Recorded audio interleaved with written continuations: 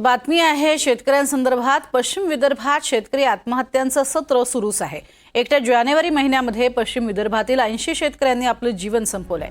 शेतमालाला हमीभाव नाही, कर्जबाजारीपणा, विविध कारणांमध्ये होत असलेली पिळवणूक यामुळे जानेवारी महिन्यात पश्चिम विदर्भातील 5ही जिल्ह्यात 80 शेतकऱ्यांनी आत्महत्या केल्या।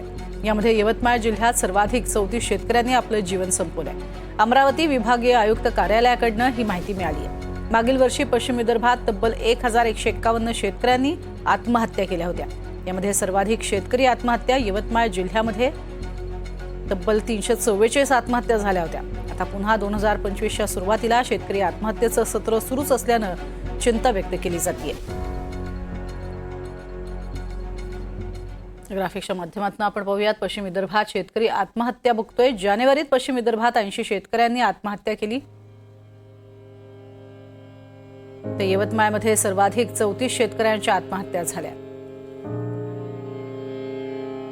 अमरावतीमध्ये 19 तर बुलढाण्यामध्ये 10 शेतकऱ्यांनी आपलं जीवन संपवलं।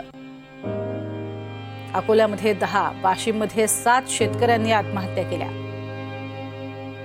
कर्जबाजारीपणा आणि नापिकीला कंटाळून या आत्महत्या झाल्या।